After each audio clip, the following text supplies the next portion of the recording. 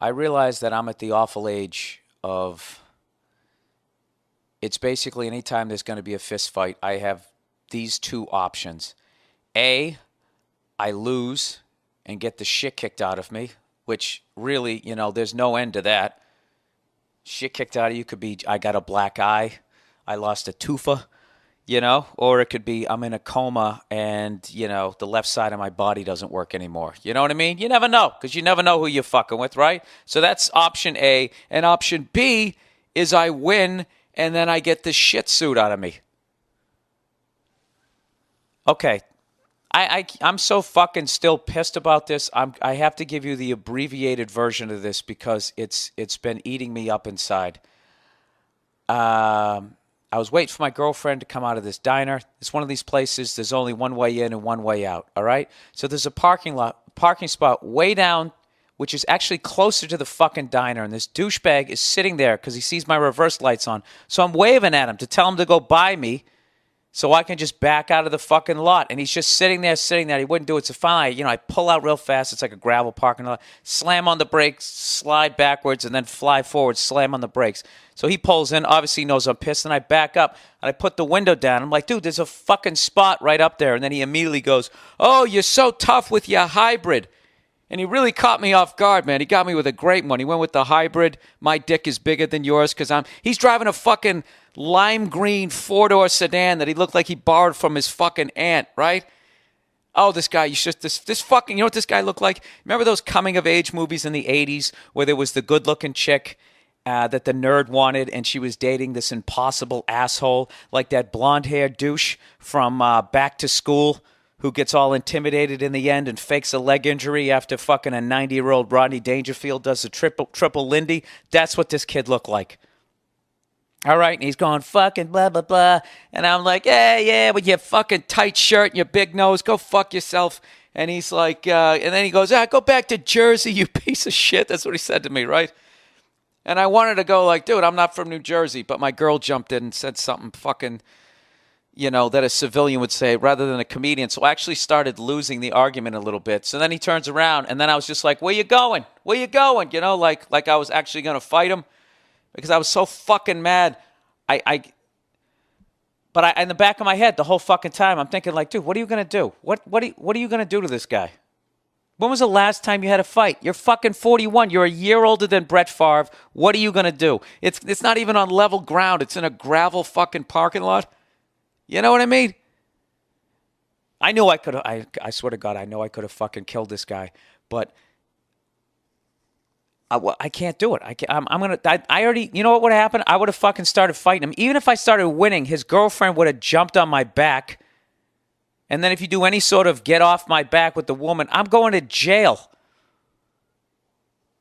It was this fucking stalemate. There was nothing I could fucking do. And then I'm driving home, and all I'm thinking about is how much I want to fucking kill this guy. And it got to the point I literally dropped my girl off, and I drove back to the diner, and his fucking car was still there. And I'm circling the diner in a hybrid.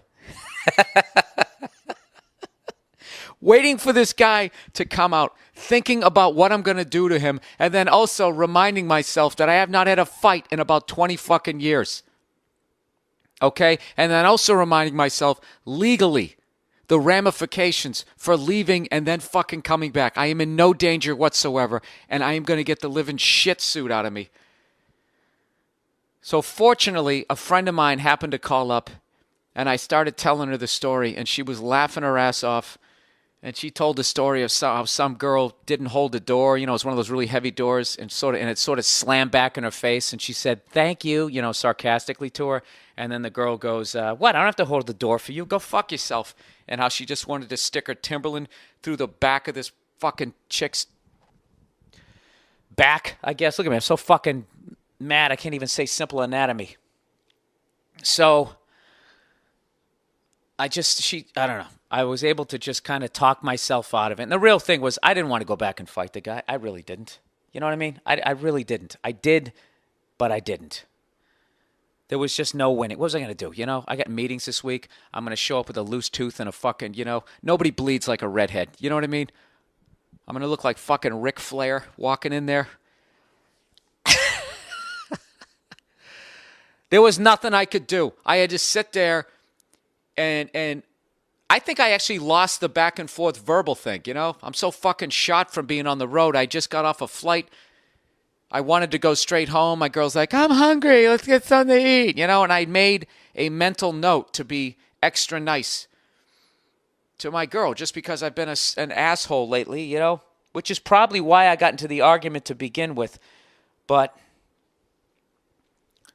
I literally, there's a fucking reservoir or a lake, whatever the fuck you call it, near where I live. This is how mad I was.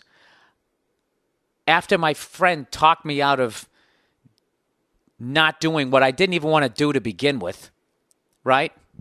Not to mention he already had another guy with him. I would have lost. I would have fucking lost, right? So I had to go drive to the lake, park my car, and walk around the lake. And the first 90% of the walk around it, I was fantasizing about all the different ways that I was going to murder this guy. I had one where I was body slamming him onto his own fucking car, screaming some shit about hybrids. I completely, I haven't been that mad in so fucking long. And it wasn't until the last 10%, you know, I was kind of going like, you know, you really took this walk to try to forget about this shit. So what is wrong with you? You need to calm down. So I started to fucking calm down. And then I saw my car again and reminded me I was driving a hybrid, and it fucking pissed me off again.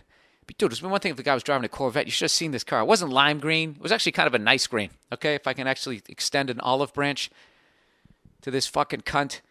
But I mean, it was a 4-door sedan. You know, there was no excuse at his age. You know, he was like in his 20s. There was no fucking excuse for him to be driving that car. Or certainly talking shit, right?